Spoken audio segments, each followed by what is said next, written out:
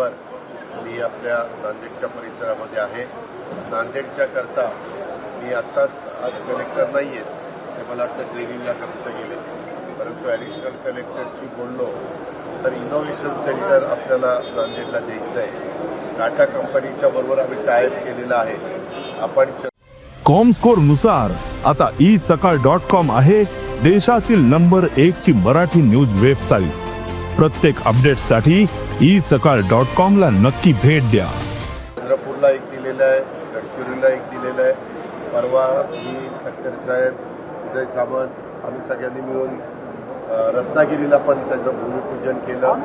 ते मराठवाड्यात पण साधारण 3 ठिकाणी आमचा मानस आहे. एक इकडच्या भागात नांदेडला, दुसरं बीडला आणि तिसरं संभाजीनगरला. त्याच्यामुळं अलीकडच्या काळात आर्ट्स, सायन्स, कॉमर्स याचं शिक्षण घेतल्यानंतर तेवढ्या काही मोठ्या प्रमाणावर नोकऱ्या उपलब्ध होत नाही आणि म्हणून आता या गोष्टीला कौशल्य विकास आम्ही ह्या कामाला जास्तीचं महत्त्व दिलेलं आहे. आणि त्याच्यातून साधारण ज्या काही कोर्सेस केल्यानंतर त्या मुलांना मुलींना नोकऱ्या उपलब्ध होतील अशा प्रकारचे कोर्सेस हे वेगवेगळ्या भागामध्ये देण्याचा काम राज्य सरकारच्या वतीनं टाटा ट्रस्टला बरोबर घेऊन आम्ही करतोय. त्याच्यामध्ये साधारण रेशो असा असतो तर 195 कोटी रुपयाचा प्रकल्प राबवायचं म्हटलं तर जवळपास 160 ते 165 कोटी रुपये टाटा देतं आणि 30 ते 35 कोटी रुपये राज्य सरकार त्या ठिकाणी. राज्य सरकारच्या आता इथं आपण TPC-मधनं घालणार आहे. त्याबद्दल अविनाश अतुल सावे हे आपले पालकमंत्री आहेत, त्यांच्याशी पण माझी चर्चा झालेली आहे आणि त्यांनाही मी सूचना दिली. बीडचा मीच पालकमंत्री असल्यामुळं तिथं काही तो प्रश्न नाही की मी करणारच आहे.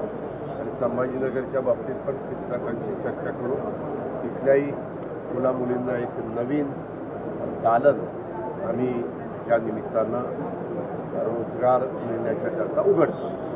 दादा, कोरटकर अजून पकडले गेलेले नाहीये, चाललेलं आहे.